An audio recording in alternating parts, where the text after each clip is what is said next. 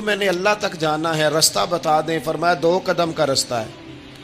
فرمایا 1 قدم اپنے نفس کی خواہش پہ رکھ لے تو دوسرا قدم تیرا رب تک پہنچ جائے گا۔ تو اپنے آپ کو کنٹرول نہیں نہ کرتا، اپنے آپ سے تو لڑ پہلے۔ اقبال کہتے ہیں ڈھونڈتا پھرتا ہوں اے اقبال اپنے آپ کو، آپ ہی گویا مسافر آپ ہی منزل ہوں میں۔ نبی پاک نہ تبدیلی کرتے۔ یہ جو لوگ کہتے ہیں نا کیسے بدلوں، تو حضور بدلنے ہی تو آئے ہیں۔ حضرت فضالہ بن عمیر ایک صحابی ہیں، کہتے ہیں میں عورتوں کا معاذ اللہ بڑا رسیہ تھا۔ ابو جہل نے جب اعلان کیا نا جو حضور کو شہید کرے گا تو اسے 100 سرخ اونٹ دیے جائیں گے، تو کہتے ہیں میں خنجر بغل میں دبا کے نا تو طواف کعبہ کرنے چلا گیا۔ طواف کعبہ کہتے ہیں وہاں جب میں پہنچا تو میں نے دیکھا حضور بھی طواف کر رہے ہیں، تو نبی کریم نے مجھے دیکھتے ہی حضور میرے قریب آئے اور مجھے نہیں بتانا پڑا۔ حضور فرمانے لگے تیرا نام فضالہ ہے؟ میں نے کہا ہاں۔ تو محبوب فرمانے لگے کیا باتیں کر رہے ہو اپنے آپ سے؟ کہتے میں دل میں سوچ رہا تھا کہ طواف کرتے میرے قریب سے گزریں گے تو خنجر مار دوں گا۔ کیا باتیں کر رہے تھے؟ فضالہ کہتے ہیں میں تو جب آیا تھا تو ایک بی بی سے مل کے آیا تھا، میں نے کہا تھا کہ میں آج بڑی رقم لے کے آؤں گا اور معاذ اللہ تیرے پاس رات گزاروں گا۔ کہتے ہیں میں تو اس سے بات کر کے آیا تھا، تو میں اب حضور سید عالم صلی اللہ علیہ وسلم نے پوچھا تو فضالہ ہے؟ میں نے کہا ہاں۔ کیا باتیں کر رہے تھے اپنے آپ سے؟ میں نے جھوٹ بولا۔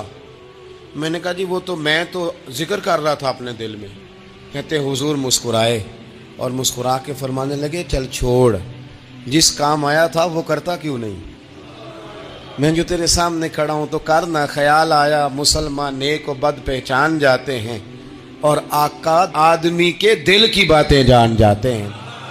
کرنا وہ کام۔ تو فضالہ کہتے ہیں کہ میں کانپ گیا، میرے ہاتھ سے وہ خنجر گر گیا، حضور نے میرے سینے پہ ہاتھ پھیرا، اس طرح پھیرا کہ زندگی میں اتنا سکون کبھی نہیں ملا، اتنی ٹھنڈک کبھی نہیں ملی، اتنا قرار کبھی نہیں آیا، اس قدر زیادہ آزمائش کبھی نہیں آئی۔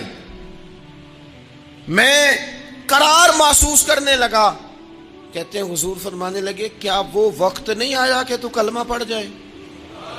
کہتے ہیں میں نے فوراً کہا حضور آ گیا ہے وقت، پڑھائیں مجھے کلمہ۔